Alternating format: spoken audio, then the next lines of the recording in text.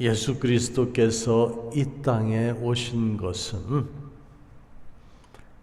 하늘의 지극히 높은 곳에서는 하나님께 영광이었고, 그리고 땅에서는 하나님의 기쁘심을 입은 자들 가운데 평화로다라고 말씀을 하셨어요. 그러니까 우리에게 하나님께서 예수 그리스도의 그 탄생을 통해서 기쁨을 주셨는데, 오늘 여러분들 제가 나눌 그 주제가 기쁨입니다. 기쁨. What is the joy for believers? 한자 고소 성어 중에 희노애락이라는 말이 있습니다. 희노애락. 그렇죠?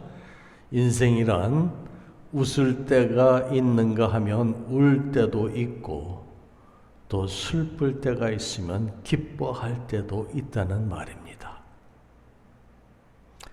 오늘은 우리 여러분들과 본문 말씀을 가지고 기뻐할 때가 언제인지, 특별히 우리 믿는 성도가 가지는 진정한 기쁨이 무엇인지 함께 살펴보면서 은혜를 나누고자 합니다. 기쁨에는 하늘에서 주시는 신령한 기쁨이 있고 세상적인 기쁨이 있습니다. 또한 정신적인 기쁨이 있는가 하면 육체적인 기쁨도 있습니다. 세상 사람들 중에는 음식 먹기를 즐기는 사람들이 있는가 하면 보고 듣는 것을 즐기는 사람들이 있습니다. 그리고 게임이나 오락을 좋아하며 그것을 즐기는 사람이 있는가 하면 반면에 조용히 독서를 좋아하는 사람이 있습니다. 책을 읽어 깨달음을 얻고 그 깨달음 속에서 기뻐하는 사람이 있다는 거예요. 그리고 선물을 받아서 기쁜 사람이 있고, 오히려 주어서 그 선물을 다른 사람들에게 베풀어서 기쁜 사람이 있습니다. 여러분은 어떤 기쁨으로 살아가고 계십니까? 여러분 무슨 낙으로 살아가고 계세요? 무엇을 우리가 어떻게 생각하고 행하던 간에 여러분들이 가지는 그 feeling, 그 느낌이 중요한데, 이것이 여러분에게 기쁨이 될 수 있느냐 없느냐 하는 것이 중요한 문제입니다. 그래서 이러한 기쁨에 대해서 오늘 본문 말씀 2절, 29절을 잠깐 보세요. 29절에 보시면 세례 요한은 이렇게 말하고 있습니다. 신부를 취하는 자는 신랑이나 서서 신랑의 음성을 듣는 친구가 크게 기뻐하나니 나는 이러한 기쁨이 충만하였노라 라고 세례 요한은 말하고 있습니다. 나는 이러한 기쁨이 충만하였노라. 그가 말하는 이러한 기쁨이 무엇인지 오늘 본문에서 우리가 이해하기 위해서는 그때의 상황을 살펴볼 필요가 있습니다. 그때의 상황을 생각해 보면 세례 요한의 제자의 눈에는 세례 요한이 그 당시에 기뻐할 때가 아닌 것처럼 보일 수도 있었습니다. 왜냐하면 본문 보니까 그 제자가 말하길 선생님이 증언하시던 이가, 그 증언하시던 이가 누구죠? 예수님이죠? 세례를 베품에 사람이 다 그에게로 가더이다 말합니다. 그런데도 세례 요한은 기쁨이 충만하다고 그 제자에게 지금 말하고 있습니다. 그럼 이 세례 요한의 기쁨이 어디서 오는 것이며 그 기쁨이 무엇이냐는 거예요. 오늘 말씀의 문맥대로 따라서 살펴보면 이 기쁨은 시기와 질투가 없는 마음에서 비롯된 그러한 기쁨입니다. 세상적인 눈으로 볼 때는, 그렇죠? 두 스승이 있는데 한 스승이 처음에 시작을 해서 많은 군중들이 그를 따랐습니다. 그러다가 예수라는 사람이 나타나서 요한에게 세례를 받고서는 그것이 반대의 상황이 벌어진 거예요. 당연히 세례 요한 쪽에서 그 제자들이 보기에는 그렇죠. 시기할 수도 있고 질투할 수도 있습니다. 이 사람은 우리 스승님한테 세례를 받고서는 다른 사람에게 세례를 주니 세상적인 눈으로 보는 그렇게 판단할 수가 있다는 거예요. 예수님과 세례 요한의 그러한 관계는 사실 요단강에서 예수께서 세례를 받으실 때 처음 만난 그러한 만남이 아니라 오래된 관계성, 곧 우리가 예수님 탄생 시에 마리아와 세례 요한의 어머니 엘리사벳의 그 만남을 기억을 합니다. 그렇죠? 마리아가 성령의 그 음성을 듣고 잉태된 메시아의 그 소식을 듣고서는 엘리자벳을 찾아가잖아요. 그때 엘리자벳은 이미 임신 6개월 상태였었잖아요. 그렇죠? 탄생부터 두 사람의 그런 예언적인 관계가 오늘의 시점으로 해서 전환되는 과정을 본문이 잘 묘사하고 있습니다. 그 세례 요한이 태어날 당시에 제사장 부친 사가랴가 성령의 충만함을 입고 그 아기를 위해서 예언한 말씀이 누가복음 1장에 있습니다. 잘 들어보세요.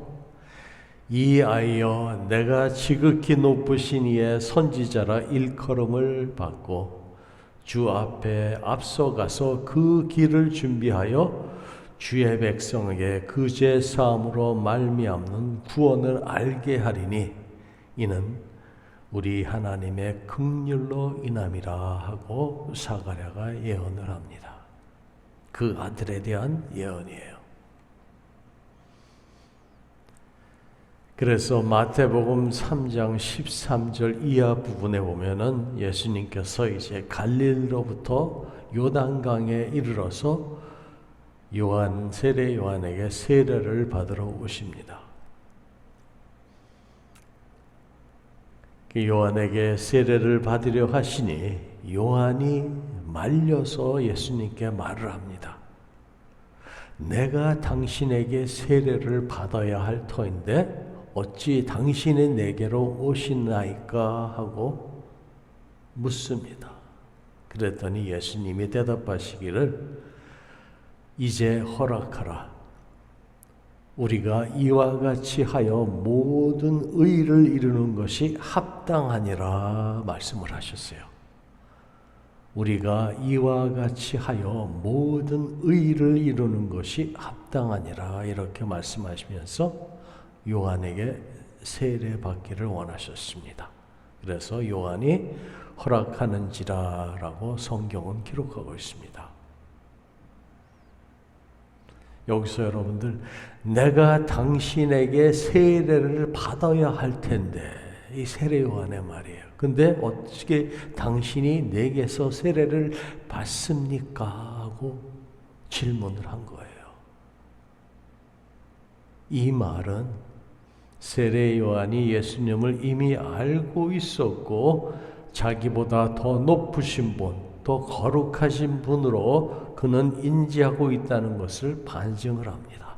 그런데 세례 요한이 예수님이 이미 그렇게 알고 있었는데 예수님께서 3장 15절에서 말씀하신 것처럼 내가 당신에게 세례를 받아야 할 터인데 당신이 내게로 오시나이까 이렇게 언급하신 것처럼 이렇게 당신이 회개 세례에 직접 참여하셔야만 세례 요한 당신과 나 우리가 함께 하나님의 의를 이루는 것이니까 세례를 베풀어 달라고 요구를 하셨던 겁니다.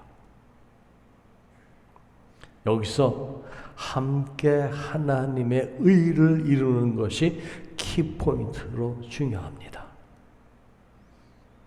우리가 이와 같이 하여 모든 의를 이루는 것이 합당합니다. 마땅하니라 하면서 예수님께서 하신 이 말씀은 하나님의 언약에 근거하여서 다시 한번 이스라엘 백성들에게 기회가 주어진 것을 말하기도 합니다.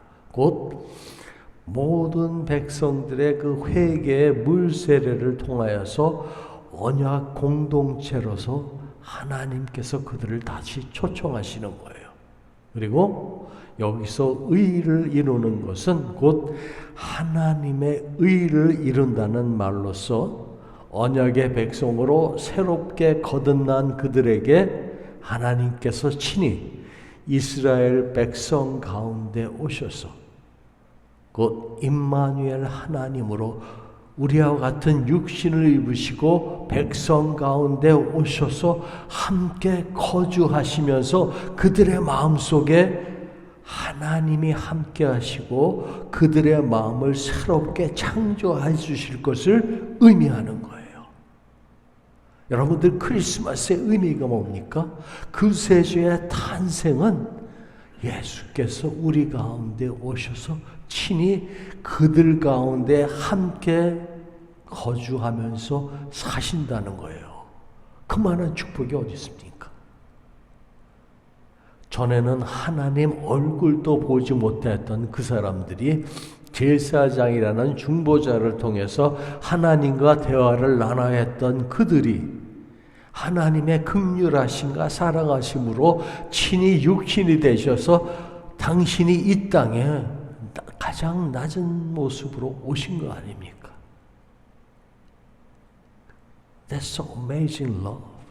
그렇죠? 그것을 우리가 깊이 깨닫지를 못하는 것 같아요. 그 당시 이스라엘 백성도 마찬가지였고 예수님의 탄생이 어떠한 의미를 가지고 있는지 그 이스라엘 백성들 중에 극히 소수의 사람들만이 하나님의 기뻐하심을 입었습니다. 그 기쁨을 누리는 자들이 그들로 통해서 하나님께서 이 땅에는 평화라고 말씀을 하셨던 거예요.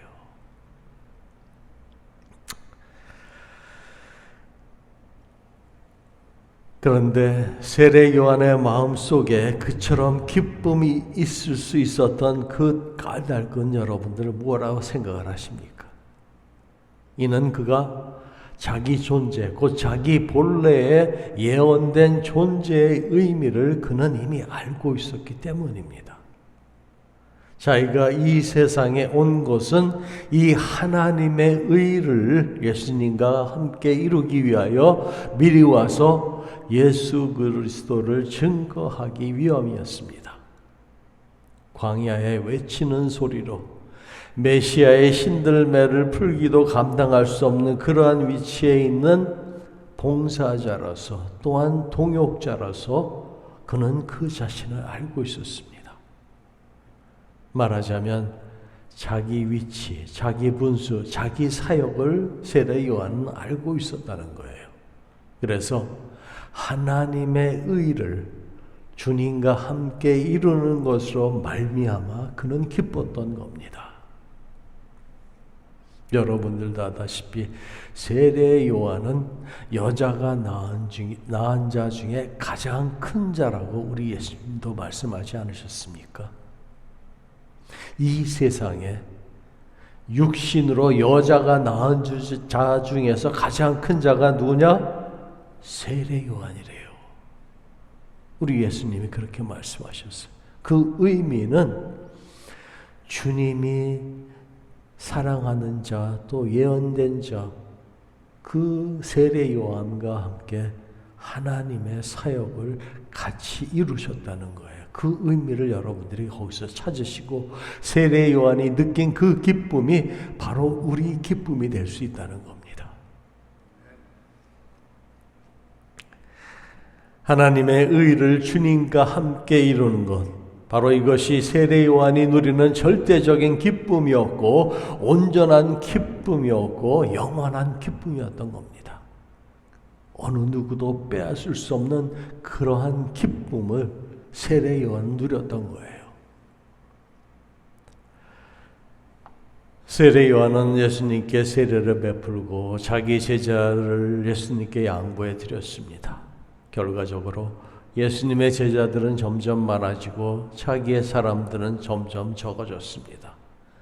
많은 사람들이 예수님께로만 자꾸 몰려간다는 소리를 그가 들었을 때 당연히 세상적인 생각도 할 수 있었을 것입니다.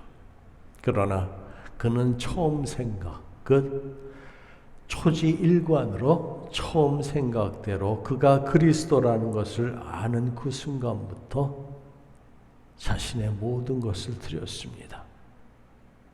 그리고 사랑하겠다고 했으면 끝까지 사랑하고 충성하기로 마음먹었으면 상황이 어떻게 바뀌든지 간에 끝까지 충성하는 겁니다. 그렇게 하지 못하고 처음 생각이 상황과 형편이 바뀐다고 마음이 달라지고 생각이 달라진다면 여러분 그 마음속에는 고민과 갈등이 생기게 됩니다. 이게 사탄의 역사예요. 이는 하나님을 우리가 신뢰하는 것과 같은 이치입니다. 초지일관으로 우리가 믿음을 지켜야 될 것입니다. 세례 요한은 심지가 견고한 그러한 사람이었기에 이사야서에서도 심지가 견고한 자를 평강으로 인도한다고 하나님께서 말씀하고 계세요. 변하지 않고 흔들리지 않는 그러한 믿음이 있었기에 세례 요한은 평강으로 인도되었고 그래서 세상이 알 수 없는 그러한 기쁨으로 기뻐할 수 있었습니다. 또한 그는 함께 기뻐할 줄 아는 그러한 마음도 지니고 있었습니다. 우리가 하나님의 사역을 하는 데 있어서 이처럼 기쁨을 서로 나누고 또 기뻐하는 것을 우리가 서로 확인하면서 하나님의 의를 이루는 것이 바로 우리의 삶의 목적을 그것을 깨닫는 순간에 우리 가운데도 그와 같은 기쁨이 올 수 있습니다. 경험해 보셨을 거예요. 그렇죠? 내 하는 행동이, 내 하는 말이 내 스스로 하는 것이 아니라 성령에 의해서 하나님께서 우리를 사용하여서 도구로 사용하실 때 그 순간에 하나님의 사역을 이루는 순간에 오는 그 기쁨 여러분들 경험하셨을 거예요. 그렇죠? 그 기쁨을 말하는 거예요. 우리는 어려운 일 당한 사람들에게 동정도 하고 또한 긍휼을 베풀기도 합니다. 물질적으로 도움을 주기도 하며 다른 사람의 그러한 고난에 동참하겠다고 기도로 또 위로도 합니다. 그런데 문제는 나보다 좋아 보이고 나보다 나아지는 사람에 대한 우리의 태도예요. 나보다 못하고 부족한 사람들에게는 이렇게 동정심을 가지고 잘 사람들이 영접을 합니다. 근데 나보다 좀 나아 보이고 좋아 보이는 사람한테는 같은 그 기쁨을, 그 사람이 가지는 그 기쁨을 내가 같이 누리질 못해요. 그게 왜 그럴까요? 우리들의 마음 어느 곳에 시기와 질투하는 마음이 있어서 그런 거예요. 우리 장로님 웃으시는데 그렇죠? 인간이라면 누구나 다 가지고 있습니다. 시기와 질투가 없다면 이런 세상적인 그러한 경쟁 사회에서 살아남지 못합니다. 그렇죠?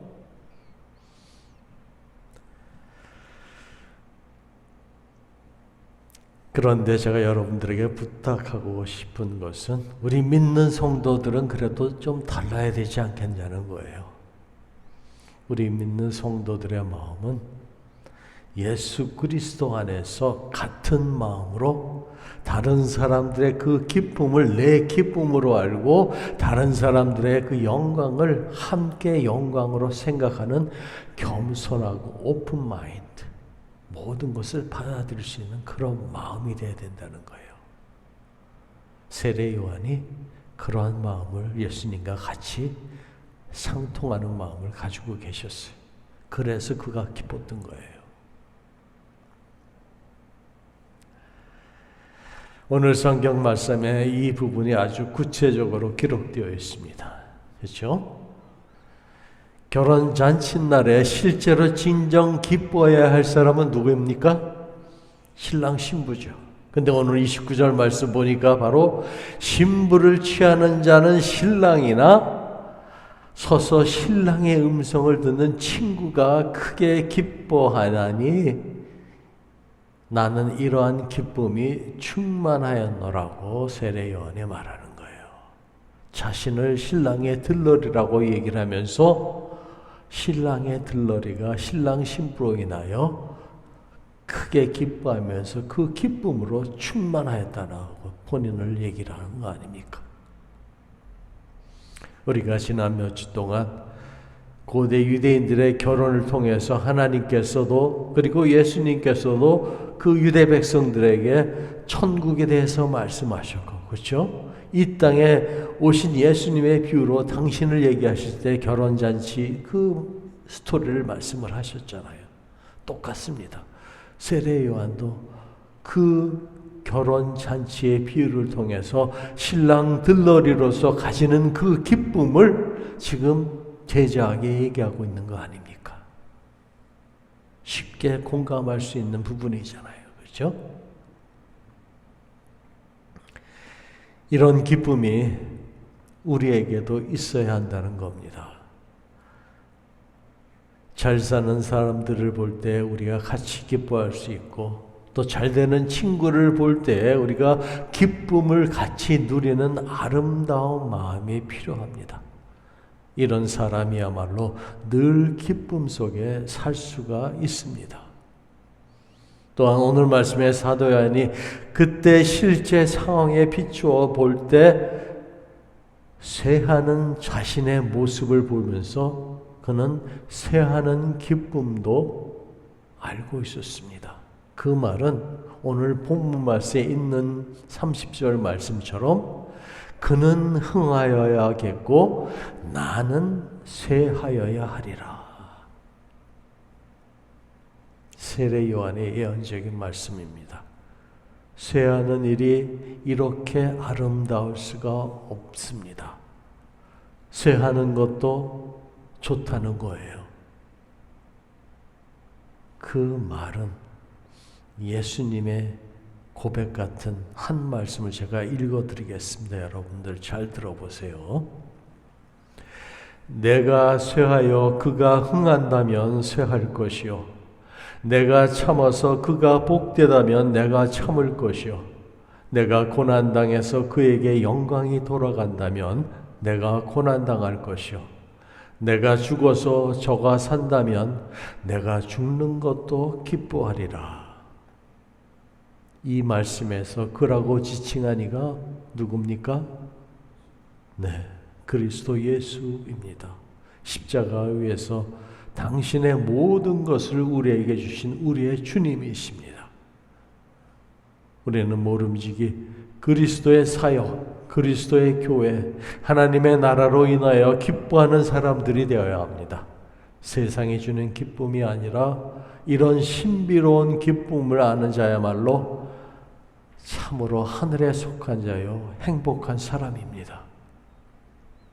하나님의 나라가 확장되고 하나님의 역사가 더욱더 크게 나타나는 것을 볼 때 그는 흥하여야겠고 나는 쇠하여야 하리라 하는 이러한 쇠하는 기쁨, 썩어지는 미랄의 기쁨이 있는 사람이야말로 진정으로 영원한 기쁨을 누릴 수 있다는 겁니다. 사랑하는 성도 여러분, 우리의 이러한 기쁨이 있어야겠습니다. 이것은 믿음에 근거한 기쁨이요 참 기쁨을 아는 그러한 아는 자의 기쁨입니다. 이것이 절대적인 우리 성도들이 갖추어야 할 기쁨이고 그 기쁨으로 인하여 우리가 행복할 수 있습니다. 우리 은혜교회 안에서 이 기쁨으로 인해서 생산적인 하나님의 역사가 나타나고 교회의 창조적인 일들이 이루어지기를 우리 함께 올해 2023년을 마감하면서 새해에는 그 마음들을 가지고 계획들을 가지고 그 과정을 통해서 우리가 기쁨을 얻고 그 기쁨 속에서 하나님의 이루실 일들을 우리가 바라보면서 믿음을 가지고 새해를 맞이하신 여러분들 되시길 주님의 이름으로 축원합니다. 기도하시겠습니다.